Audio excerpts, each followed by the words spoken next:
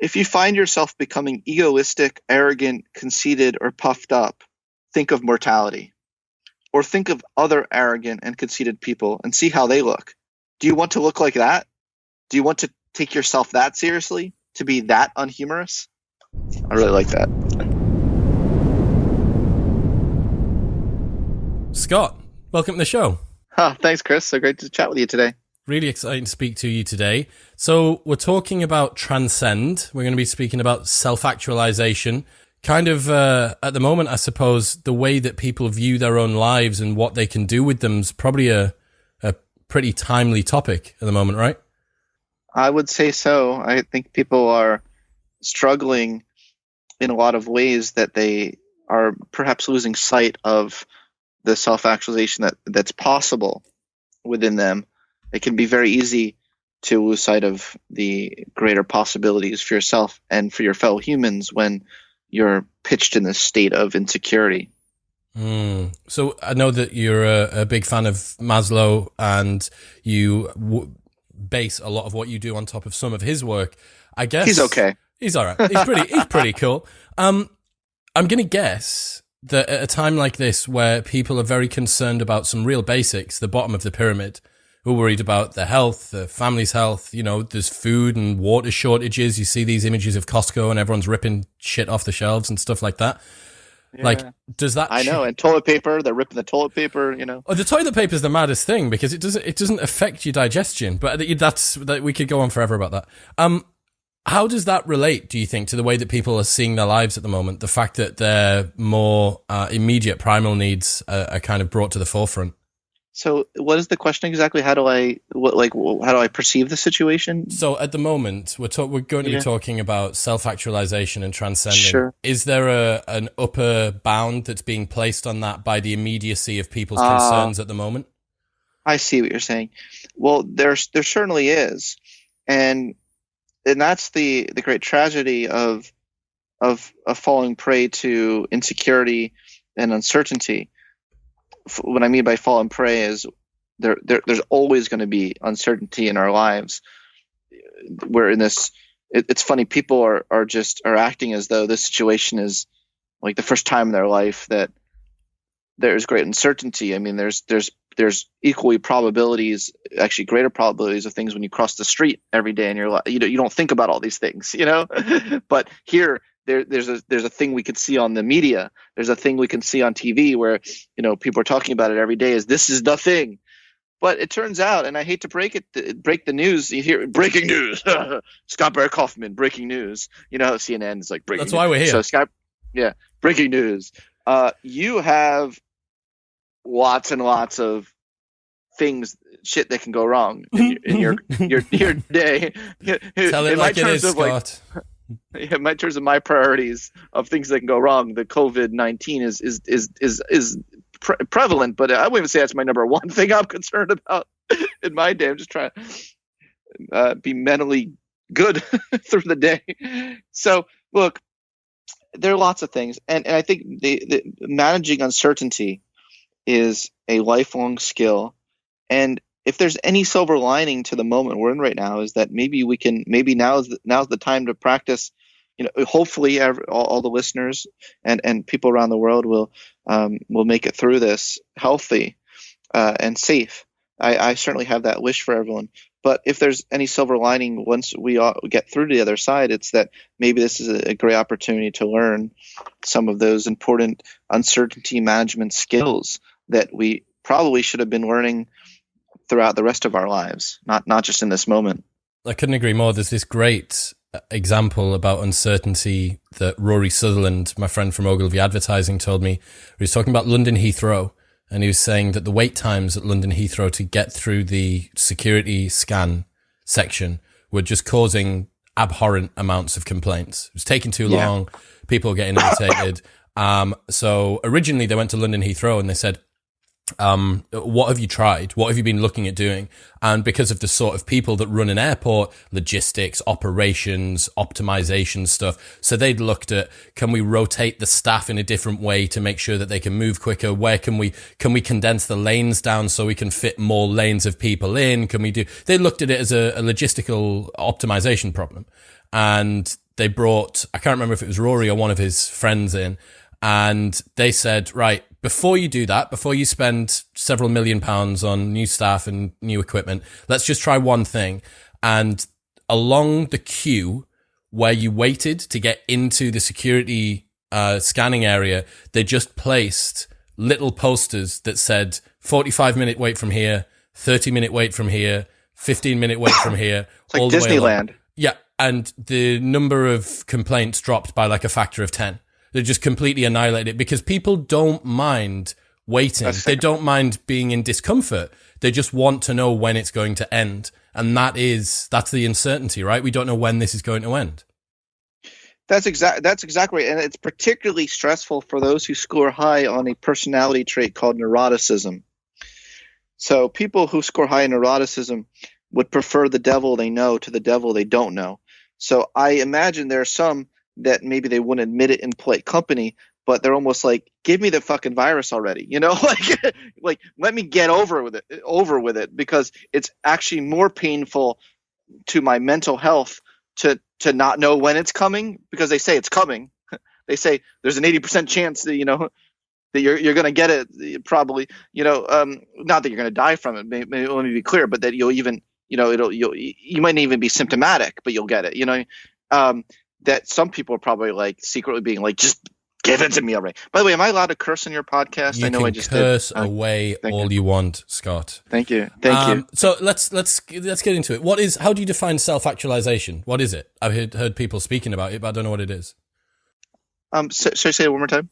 What is self-actualization? How do you define it? Good question. That's the question.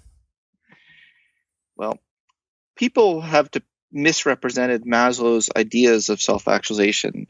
And, for instance, David Brooks, who's a New York Times columnist, really was hating on Maslow a couple years ago and wrote something about how Maslow's ideas of self-actualization are the cause of the self-esteem movement we had in America, where people could be like, oh, I can be anything I want because, I'm good enough, and doggone it, people like me. That was the skit from Saturday Night Live. I don't know if you're familiar with that skit, but it turns out it's not true. I mean, that's not fair. And when I read that, I was like, oh, hell no, and actually I got Brooks on my podcast and I said, oh, hell no to him, and anyway, it was a little awkward, but whatever. I still have great respect for him, but I was just being SBK. This is the thing, is like Maslow really made it clear that to fully self-actualize, we have to eventually transcend ourselves. That self-actualization is really only a bridge to transcendence. You can't reach your full potential if you're not helping to reach the full potential of others. Like you're not reaching your full potential.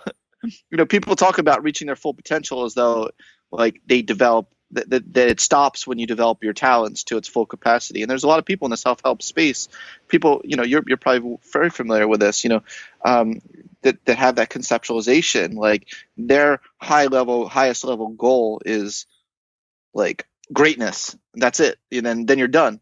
As though greatness defined by them might only mean out achieving everyone. But that's not full greatness. That's not the full potential. Maslow really tried to show people a vision of what humans really could be, what our highest ceilings of human nature really could be, kind of pointing the way forward for that. And that's what I tried to do in this book as well, in that same spirit, and show that full self-actualization is not just an individualistic pursuit. It's becoming all you're capable of becoming. That is true. We can define self-actualization as quite simply as becoming all that you're capable of becoming, but that all you're capable of becoming part actually requires uplifting other people, if that makes sense. So that's what's greater than greatness. Greater than greatness is you making other people great as well. Transcendence. Greater than greatness is transcendence. Yeah. I like it. So past Modern Wisdom guest, Aubrey Marcus, has this really beautiful quote where he talks about how in order to serve, you have to be fit for service. And he says, you don't serve other people from your cup. You serve them from the saucer that overflows around your cup.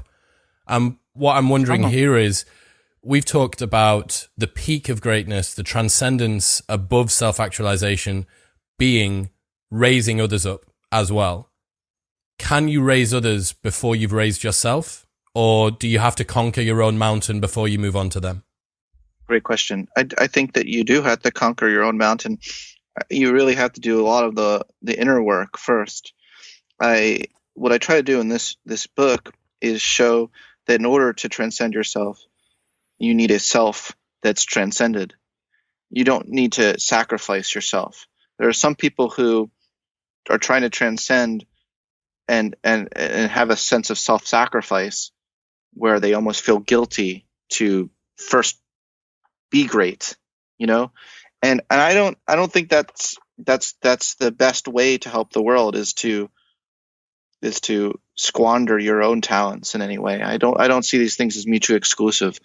I think the best thing is for a transcendence. The best thing for transcendence to be most effective is when there's a seamlessness between yourself and the world, because yourself that you've developed, or your talents and capacities and strengths have been developed to such a degree that your being, just by being in the world, helps uplift others. So there's a seamlessness between self and world. That's the greatest thing, is when there's a harmonious integration between self and world, not when you've made a self-sacrifice to such a degree where where you feel as though you don't matter and the only thing that matters is other people. That I wouldn't say that's the healthiest thing.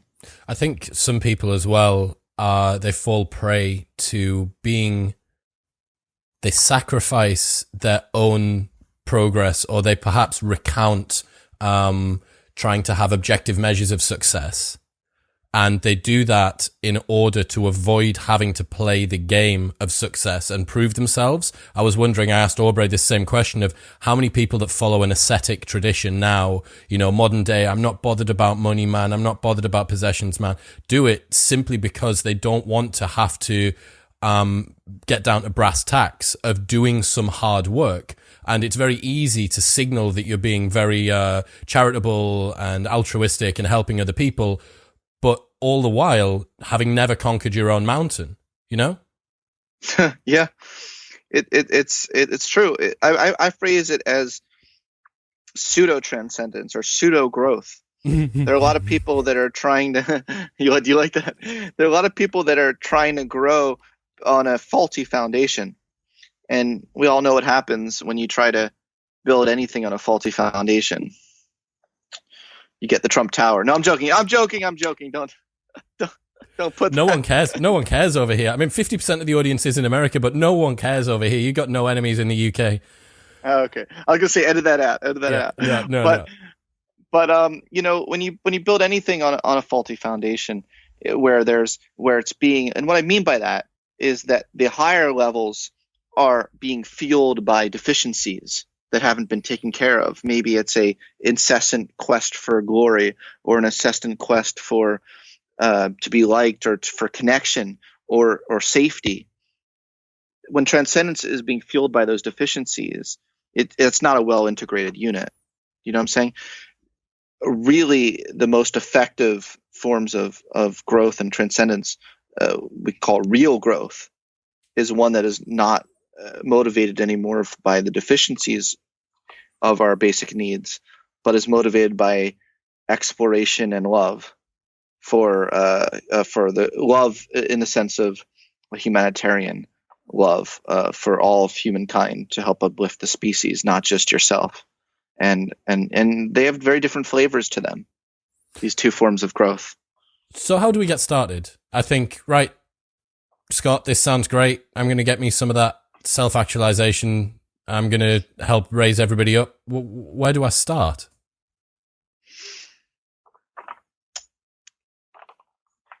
It's interesting. I think that you need to do a real honest assessment of where you're at. Because, you know, you're asking me, where do you start? But there's such individual differences in where people are starting at, you know, who are listening to this podcast. You can have some people starting at the point where their basic safety needs are the most pressing at the moment. And that's very fair, considering the state of the world right now. This, you know, what the date? I'm looking at my calendar. March 18th, 2020. I couldn't even remember the year. I'm like, I've been holed up in this place for so long, with, scared to leave, that I don't even know what the day is or year. But time warp. Yeah. But you have to really have real honest assessment of where you are. And I do, my website, I have free self-actualization personality test to help you kind of assess I have a self-actualization test of 10 different dimensions. So you can see which of the dimensions are you most deficient in at the moment, and what you want to work on, because this path of self-actualization is so unique to each individual. So I stay away from advice of like, you need to start here, because I want to know where really do you need to start from. So that would I say, assess which of your needs is it the safety one? Is it your connection that's holding you back from self-actualizing it? Maybe you feeling lonely these days. You should listen to that. I think a lot of people pseudo grow or become pseudo great. Pseudo great sounds even funnier, doesn't it? I like it, man. Yeah, pseudo everything. I want some pseudo cake and pseudo toothpaste. It sounds funny, actually. You're only pseudo great. Yeah, yeah. It's like a put down, yeah, like a rap battle put down. It's like a rap battle. Yeah, exactly. But the first time I ever used that phrase, but I'm saying, like, you may think you've achieved greatness, and people might tell you're great, but maybe you're suffering with profound loneliness, and that's important. That's an important signal. I would say you need to start there. Don't start with how great you think you are. Start with the loneliness part. Or maybe you actually struggle with esteem issues, self-esteem issues, and maybe that's where you need to start. Maybe you're getting your validation from others too much, and you feel like, who am I anymore apart from my likes on Twitter? Maybe that's confusing you, and so you should start there. So I think that there are lots of places, a lot of entry ways. That's what I'm saying. Mm-hmm. Depending on where you're at right now. I wonder how many people that are listening are feeling a little bit of a pang there as we go through some of the common issues that you've got. The safety, perhaps talking about financial worries, money worries, future worries, basic stuff, or connection. I did an episode with Lydia Denworth, who's just written a book called Friendship, talking about this loneliness epidemic, which is apparently sweeping America, this lack of connection that we've got, and how online friendships don't supplement for real world ones. Or then on top of that, layer on again about this potential lack of self-esteem. We're using likes and likability online as a proxy for the way that we feel, for our actual self-esteem. So yeah, I think there's probably a few people now that are feeling that pang inside. So I want to a lot of people, more than a few. Yeah, for sure. I want to talk about peak experiences. Can you tell us about what you looked at to do with that in the book? That's a phrase Maslow used to talk about what are the most wondrous moments of our lives that make life worth living. No big deal. NBD. Sounds like I want more of them. Yeah, and he really set out to discover what are all the different ways people can can have peak experiences, and they could take a lot of different forms. Interestingly enough, he found a lot of women reported childbirth as being their greatest peak experience. And how do you have one eyebrow go up and the other one stay put? That was from when I was in school, and I really, really wanted to be Dwayne "The Rock" Johnson, and I practiced, but I can only do it on one side. It's amazing. Now, does testosterone predict whether you can do that? Because I can't do that. I think it's got nothing to do with testosterone. I think it's got everything to do with me being a closet WWE nerd throughout most of my secondary school. And that being like the one, didn't learn to do the DDT or the German suplex, but I could do the people's eyebrow. And now it just comes out when I'm slightly intrigued. I'm like, interesting. So I'm intrigued. So go on. That was impressive. Well, do you remember what I actually said that caused that eyebrow to go up? No. Lost the thread. We've lost the thread. In my defense, I'm dealing with coronavirus. Yeah, I know. So we were talking about. But wait, I'm going to knock on wood because that might not be true, right? It might just be I've just cold. got some virus at the moment. Yeah, I mean, if I've got a virus and I'm self-isolating and it's not COVID-19, I'm going to be so pissed off because I'm just at home for. What a waste! I know. What a waste during this time, and also it's the trendy virus that everyone wants at the moment, right? You know, I don't want last year's virus. I want this year's virus. Do you watch Curb Your Enthusiasm? Yes, bits and bats. I've not seen all of it. Yeah, this is something Larry David would do, is to just as use an excuse whenever people are like, "Hey, Larry, why are you being such an ass?" To be like, "I got the corona." You know?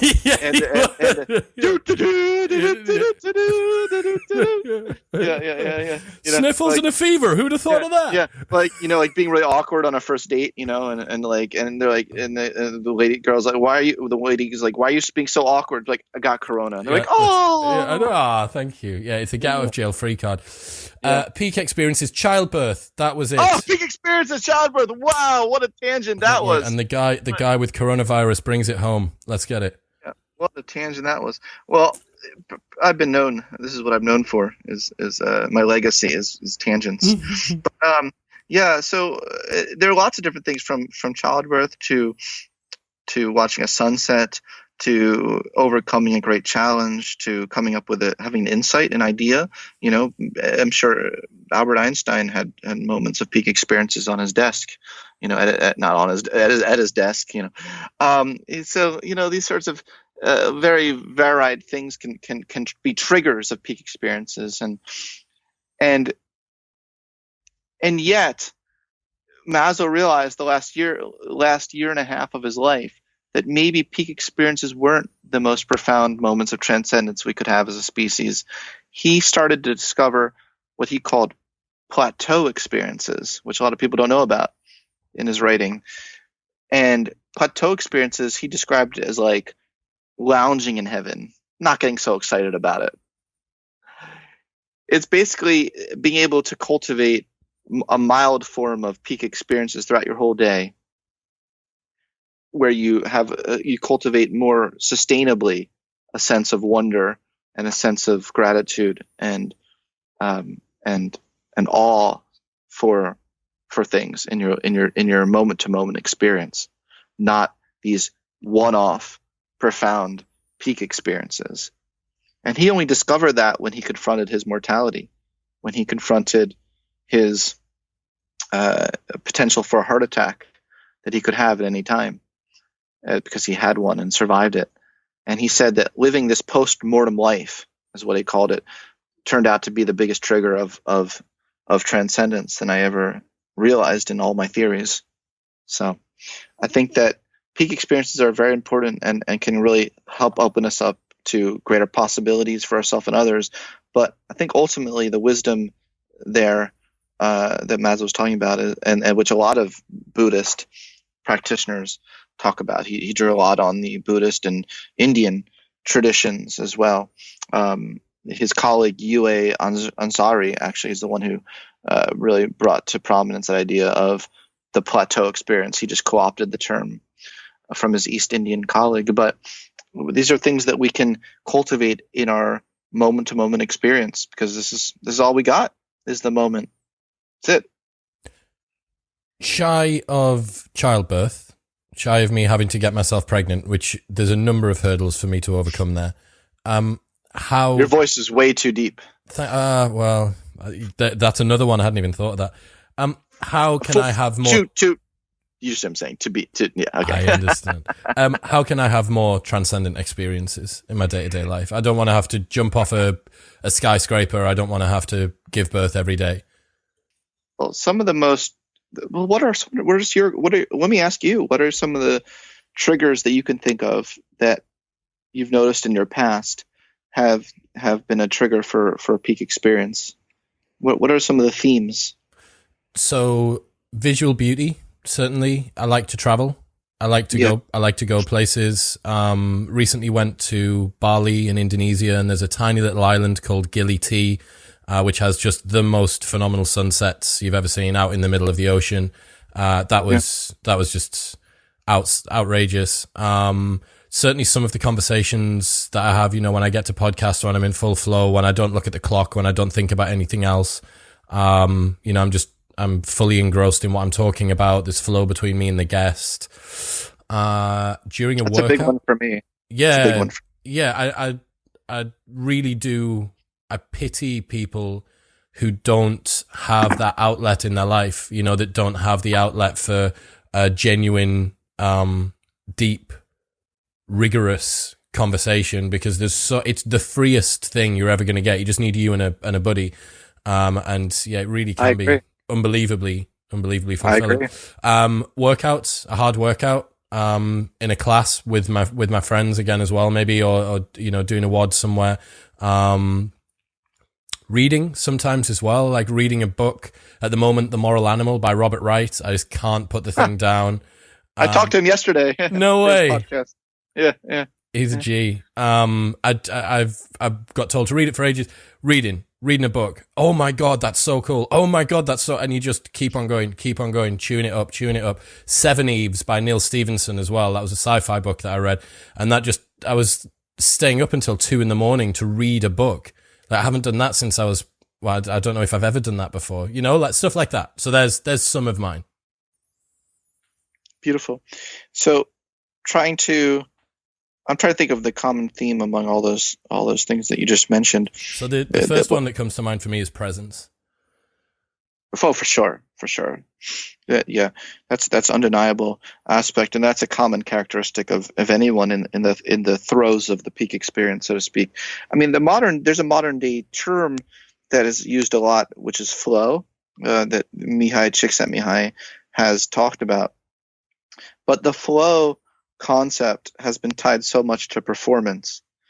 And that wasn't really the spirit of Maslow's notion of peak experiences. If anything, the peak experience is when you're not trying to perform at all, right? You're really being. He called it moments of pure being, is what he referred to. That sounds a little woo-woo.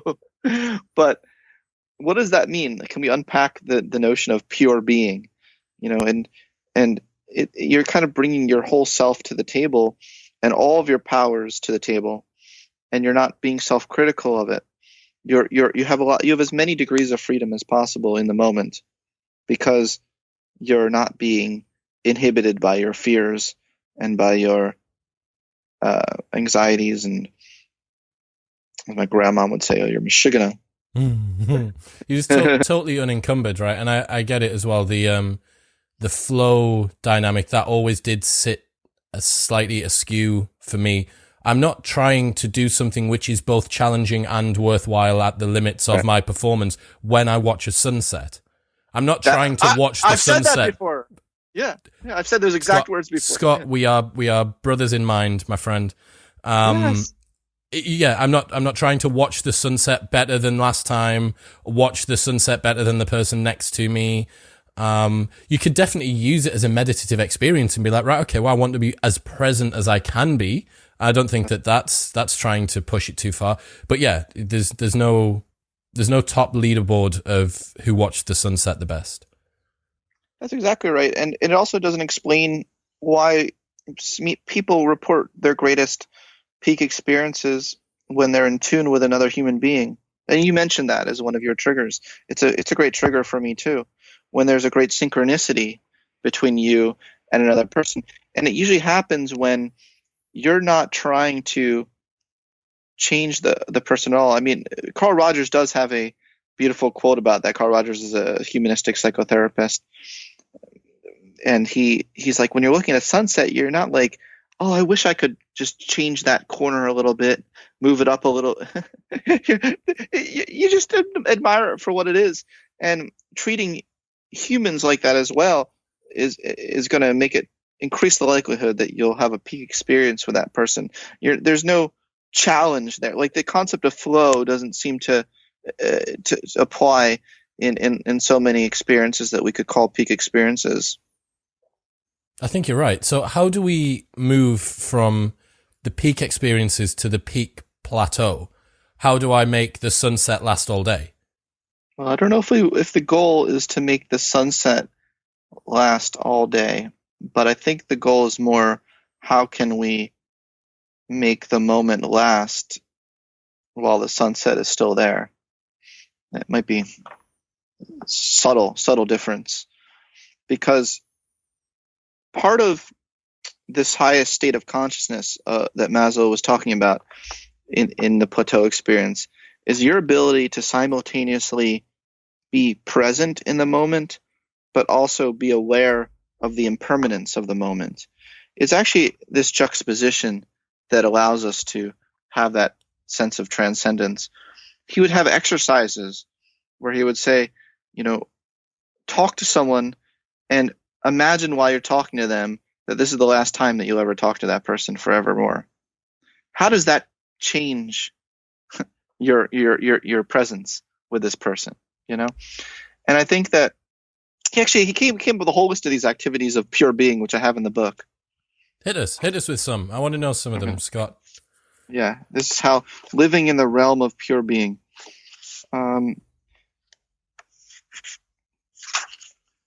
Perceive the eternal intrinsic laws of the cosmos. No big deal. Easy one. I do that. Sometimes I do that before breakfast. Yeah, me too. To accept or even love these laws is Taoistic in the essence of a good citizen of the universe. Embrace your past. Embrace your guilt rather than running from it. Be compassionate with yourself. Be understanding, accepting, forgiving, and perhaps even loving about your I don't even know how to pronounce the word foibles, Foibles, as expressions of human nature. Foibles, there we go. Foibles as expressions of human nature. Enjoy and smile at yourself. Ask yourself, how would this situation look to a child, to the innocent, to a very old person who is beyond personal ambition and competition? Try to recover the sense of the miraculous about life. For example, a baby is a miracle. Think for that baby now, anything could happen, and the sky is the limit. Cultivate the sense of infinite possibility, the sense of admiration, awe, respect, and wonder. Maybe I'll just give you one more of my favorites. Hit it. I really like this one. If you find yourself, and I actually practice this one, I try. If you find yourself becoming egoistic, arrogant, conceited, or puffed up, think of mortality. Or think of other arrogant and conceited people and see how they look. Do you want to look like that?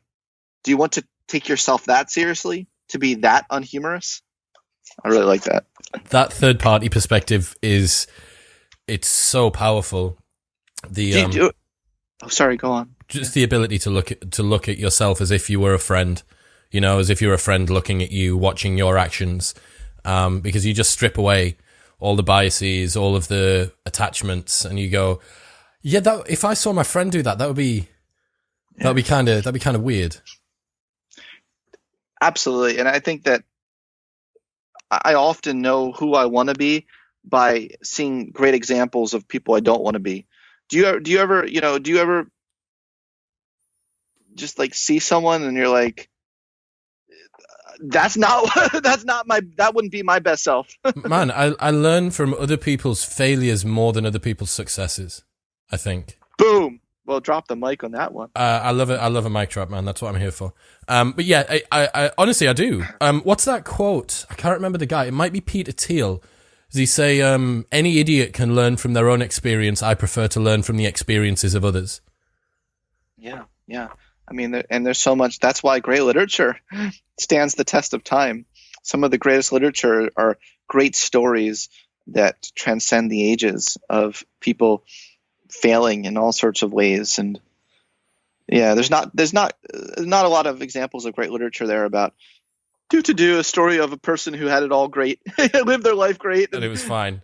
Yeah, it was all good. We passed down from generations to generations archetypes of failures that we can all resonate with and learn from. I want to talk about familiarization and fresh experiences and how this relates to transcendence. Can you talk to us about that? Yes. So I can talk about different levels of nerdiness. Pick a level from 1 to 5. I want 5 being super nerdy. I want 5, please. Thank you. Oh, you want? Okay. All right. Well, you chose it. Throw us in at the deep end. Come on, Scott. Psychologists have studied a concept called latent inhibition, which is a biological gating mechanism that we share with other animals that automatically tags our experience as relevant or irrelevant to a goal that we have in our mind. Our brain does it at a very subconscious and automatic level. It turns out that people who are very creative tend to have a very low latent inhibition. They're very unlikely to tag any experience automatically as irrelevant and inhibit the experience or idea or things coming into their visual field as irrelevant and mark it away and take it away from the experience. So people who are creative, and another way of saying that is that they treat experiences that they may have experienced before as irrelevant. They experience it as fresh every time that they see it. This latent inhibition mechanism that we evolved from other, and which we share with other animals, is important so that we don't, as the existential philosopher Soren Kierkegaard said, so we don't drown in possibility. It's important to have some sort of gating mechanism, but it's also important not to have too much. It's important. Yes, it's true to learn from the past what is relevant and what's irrelevant, and to tag things as irrelevant if we experience them again in a particular context. But for creative people, often what seemed irrelevant becomes a great insight eventually, becomes relevant someday. You have to be open to the fact that what was once irrelevant may become relevant. I had an example of that on Twitter just yesterday, where an idea I was obsessed about during my dissertation for 5 years. Published the paper. No one cared about the paper. A whole decade later, feel like a failure for my dissertation. I saw its relevance of the study to the world we live in today, and I tweeted it out, and it went viral. It went viral amongst nerdy scientists, but that's still something. That's still something. And it's suddenly relevant. So you have to constantly have that faith as a creative human being that things that you believe in or things that are meaningful to you, that they'll matter. But also it's important to have a newness of appreciation of things constantly. It's great to have gratitude for new things in your life that are good, but it's even better to have gratitude for the things that have become stale to others. If that makes sense. Absolutely, yeah. There's a million doorways that I've got open at the moment. So I'm going to guess this relates to the learner's brain or the learner's mind in a way where the beginner's mind. Yeah, the beginner's mindset, where the first time that you see something, you kind of take more of it in. I had Laura Vanderkam, who wrote Off the Clock, on last year, and she was talking about how one of the best examples of a beginner's learner's mindset is when you go on holiday. And it's, for instance, I can't tell you anything about my drive to work from the last 6 months, but I can tell you the type of shoes and the book that the guy that walked us to our boat in Africa 2 years ago was wearing. I know the exact color of the book. I know how it looked in his hand. I know the way that he walked. I know the color of his jacket. Why? And her argument, you may be able to tell us, her argument was that when your brain gets exposed to new novel experiences, it doesn't know what it'll need to remember. Therefore, it kind of opens up and tends to sponge in more. I also guess that just generally when you're somewhere new, your desire to be present, you're not distracted, you're not looking at your phone, you're not thinking about something else. You're like, holy fuck, I'm in Africa. Look at this guy, look at his book, look at his shoes. That's true for sure. Also, the emotional experience, the valence of the emotional experience matters. I wrote an article for Scientific American, which your audience might be interested in. Let's see if I can. Show notes below. Link will be in show notes below. Oh, thank you. Oh, cool. Let me see if I can find the actual title of it, so I don't make up the title here on the spot. Don't make the title of your own article up, Scott. That would be a bad look. That would be a bad look. Let's see. I try to avoid bad looks. Okay. Emotionally extreme experiences, not just positive or negative experiences, are more meaningful in life. Yep. So this relates actually to the peak experiences thing. Peak experiences tend to be the most memorable moments in our lives. And it's not just, it's not just the positive or negative aspect of it. So that also applies to negative aspects of our lives. They still become the most meaningful moments in our lives. Not saying we wouldn't rather not have some of those negative moments, but it's really the emotional valence of it, just how much it impacts us, it touches us at an emotional level, that is a source of meaning for us, not just whether it was positive or negative. I've been thinking about this a little bit recently, actually, as I was talking about living on the edge. And everybody that's listening, plus yourself, will have some friends who tend to shy away from the bottom 25 and the top 25% of extremeness within experience, both good and bad, right? They like to live in that interquartile range. They like to live in that middle 50%. And it does feel quite comfortable, but there's a reason that edges are there, right? Edges wouldn't be there if they weren't there for you to stand on them. And there's nothing more exciting than staring over the edge of a building. And yeah. I really do think that as we start to push ourselves out towards, obviously you need to do it safely. Like, I am not your doctor, every disclaimer under the sun, but you need to allow yourself to go out and experience. And I wonder as well whether in a world where we have so much more convenience, I can get my Uber to the store to deliver my gourmet burger back to the house where I watch my Netflix, and I then get, Amazon Prime my next outfit through the door. I wonder whether we are nerfing the edges of the extremeness and the intensity of experience in the modern world. Yeah, we are. And what we like people like to fearmonger because fearmongering sells. When I say people, I mean marketers. By people, I mean douchebags. No, yeah. Okay. Do you know what I mean? Like that's what they do. Whatever sells, they'll do it. So, right now, the coronavirus scare, you see on Facebook, everyone is selling like, oh, I have the best P95 face mask or whatever, and N95 face mask out of everyone else. Fear mongering. Well, what actually is better for growth is to be excited by the challenge, as opposed to fear it and avoid it. There's a form of psychotherapy called ACT, acceptance commitment therapy. I don't know if you've heard of it, where it shows that experiential avoidance is one of the greatest sources of mental illness, and that the reverse of that, which psychologists call psychological flexibility, or Maslow would actually refer to that as I would Scott Barry Kaufman would refer to that as exploration. Yep. Got you. Like the spirit of exploration allows us to be actually excited by things that most people would fear as a challenge to overcome. Life is not lived from the comfort of your couch, man. Like it really isn't. And the more that I spend time being able to do what I want, I run my own business. I have a wonderful amount of freedom and liberty in my day-to-day life. And I have to check myself to make sure that I'm not taking the path of least resistance, because it can become painfully convenient.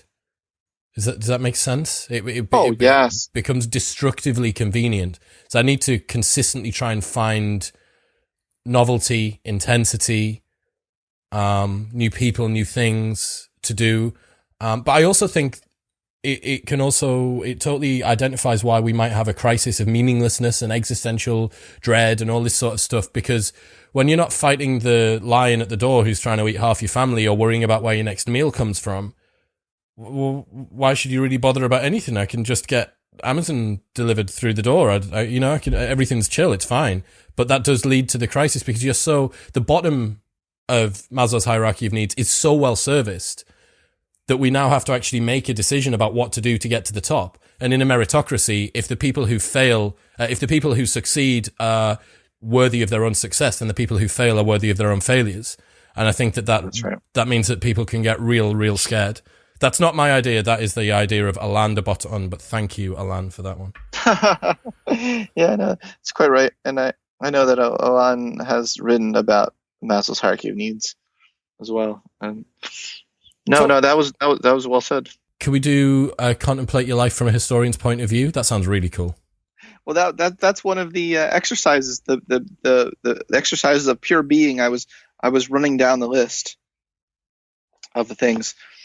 Yeah, if you view yourself from a historian's perspective, what is this time period, and putting it in context of prior context.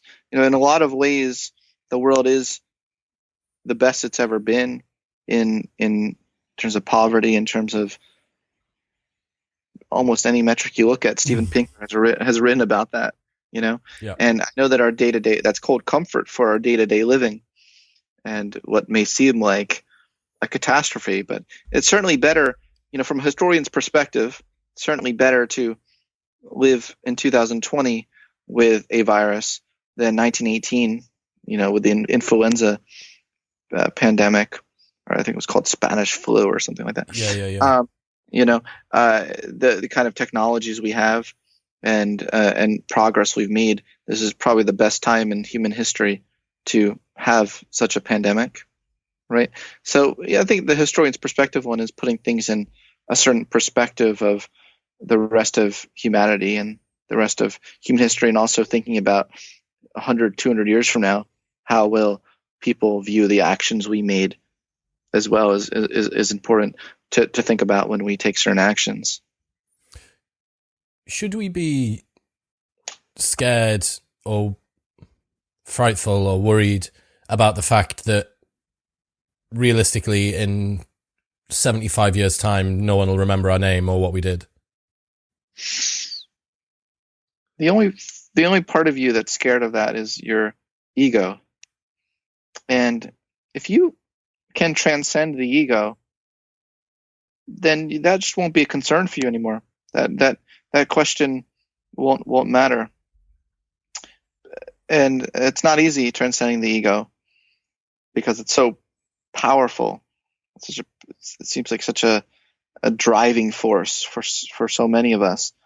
But you look at those who've managed to transcend their fear of death as well, and some of that comes from just taking one good LSD trip, quite frankly, and seeing what it means to be egoless. And you can enjoy. Then, if you could find, it's sort of like a relief for these people who can reach those moments, and people reach it not just through LSD route, I should say, mindfulness meditation, through a lot of inner work on integration and getting outside yourself and helping others. And you realize that it doesn't really matter what really, it matters what you do in your day-to-day life to help other human existence, but it doesn't always have to be this grandiose, I started a nonprofit and a humanitarian nonprofit, the stereotypical, I have a humanitarian nonprofit person, and they're always talking about how they have a humanitarian nonprofit. Yeah. They won't shut up about it. But I say this in a cheeky way, because I don't think we appreciate the person who, just by their being in the world every day, they're uplifting others. They're not going on Twitter immediately and announcing it, but they're giving a smile to a stranger on the street. Well, that counts. I mean, there's so many things throughout the course of the day that count in terms of your existence. You just maximize your existence on a day-to-day basis. I think that's good enough. It's like the stereotypical great mum, isn't it? Shout out my mum, Kathy, who'll be listening. Thank you for smiling at strangers in the street and doing stuff like that. Yeah, no, that's exactly right. In fact, Abraham Maslow thought that his wife Bertha's mom was more self-actualized than he was. That's so funny. Yeah, like some woman who probably didn't even know, wasn't really that bothered. Abraham, stop talking about work at the dinner table, like all that stuff. Yeah. And then she somehow managed to achieve what he more than he did. Yeah, I mean, Abraham Maslow hated his mom, but he really was quite fond of his wife's mom, which is interesting. And he really did resent his own mom. That's a whole other story, because she was superstitious and stuff. But he really thought that his wife Bertha's mom was really self-actualized, and she was not high achieving. So it was very clear he didn't equate self-actualization with achievement. He really equated it with this, what he called being love, literally being love, and that's not doing. There's a lot of people that do love in this kind of grandiose virtue signaling sort of way, but are just assholes to everyone in their daily life. And that's not being love, It's the same. It goes back to what we were talking about before, to do with the ascetic who's recounted all worldly possessions, but it's just a signal. I had Robin Hanson on a year and a bit ago, and he's the man for signals, the elephant in the brain, right? And Paul Bloom had this great quote as well when I spoke to him, where he said, there is no such thing as not giving a shit. There is only seeming like you're not giving a shit. It's like everybody's signaling all the time. It's the people for whom, like, I don't think that my mum is. I don't think that my mum will go and do something nice for one of the ladies at work, like take her some flowers in for her birthday or do whatever. I don't think she's doing it so other people see her taking those in, That's right. That's exactly right. Yeah, at the end of the day, what Maslow's whole project of self-actualization, many people don't realize this, he started off he started what he called the Good Human Being Notebook. And he just took examples of people he saw that he thought were good human beings. He didn't start off like with even the concept self-actualization. It started off with just, I want to study the greatest specimens of good human beings. And he really believed that by studying them, he could understand human potential. He really believed we should study the growing tip of humanity, which is what he called it. All trees have a point of their growth where they grow the most, at the top. He calls it the growing tip. There are a lot of parts of the trees that do not grow anymore. So he wanted to study the growing tip of humanity to see what we were all capable of, and that was really about the good human being. It wasn't about the one who dominated all the competition, or who had their face on the cover of Time the most amount of times, How do we've touched on Robert Wright earlier on, and because I've got Eve Psych in the back of my mind all the time at the moment, I want to kind of touch on that. We spoke about this transcending of the ego, bypassing some of the mechanisms which exist, or they were created because we needed them. We needed to play the game of hierarchy, dominance game. Look at me, I am here, I am better than this person, because it was all relative and we lived in a band of 50 people. We needed to have a fear of death because it was fitness enhancing. We needed to X, Y, Z all the way along. Just what does this mean for the future? What does this mean for us as we move forward now as a race, as a species? What are the humans of the future going to be like? Is the hope that we're all just going to become these kind of bonobo, super chill, free love man kind of animals? Do you think that that's ever achievable?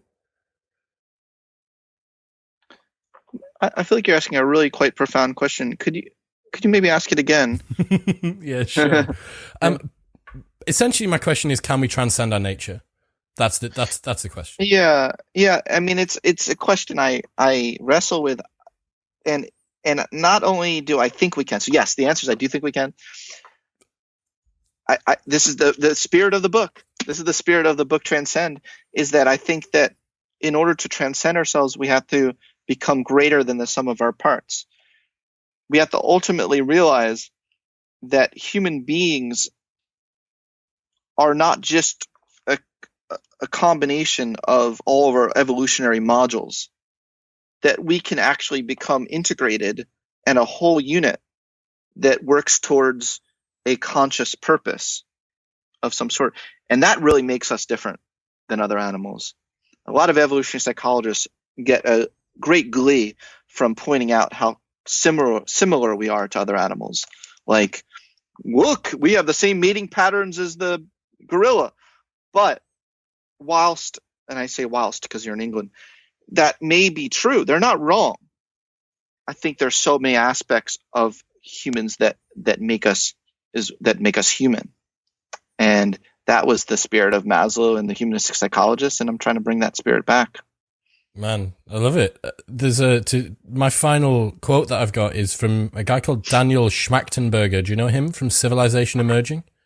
He's a good friend of mine. No way. So I was supposed to speak to him. I was supposed to speak to him on Sunday, but we got the times wrong. And he's got from that talk on emergence that he gave on YouTube, and in that he has this brilliant quote, which is that as human beings, because of our level of consciousness and the fact that we can interject into the way that we're programmed from nature, we're not just passengers, we're the captains of the ship.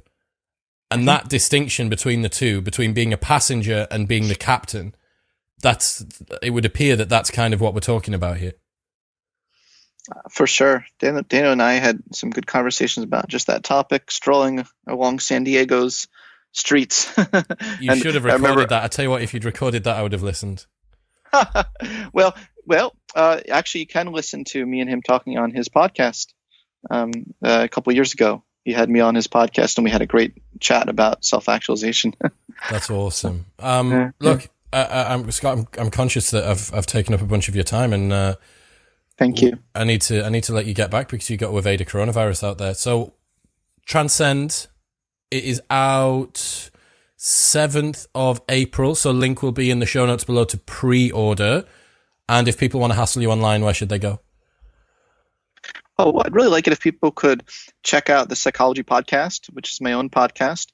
ScottBarryKaufman.com has all the episodes, as well as free self-actualization personality tests they can take at ScottBarryKaufman.com. And then also on Twitter, I'm very active on Twitter. If you want to see my half-baked ramblings, go on Twitter. I want to watch you go viral with a bunch of psychology nerds. That's what I want to see. Oh, well, yes. My most recent tweet did pretty well, showing that IQ is different, arguing in a study I did my doctoral dissertation, that IQ is not the same thing as the motivation for truth-seeking. They're different things. Now that, if ever I've heard a title that is Daniel Schmachtenberger, it is that one. Wonderful. Yeah. You know what I mean? Yeah, for sure. Scott, man, thank you so much for your time. Links to everything that we've spoken about will be in the show notes below. Of course, Transcend, New Science of Self-Actualization will be in there. Psychology podcast, scottbarrykaufman.com. All that good stuff. You know what to do. Like, share, and subscribe. If you've got any questions, feel free to get in touch with me. But for now, Scott, thanks, man. Thank you, Chris. It was a great chat.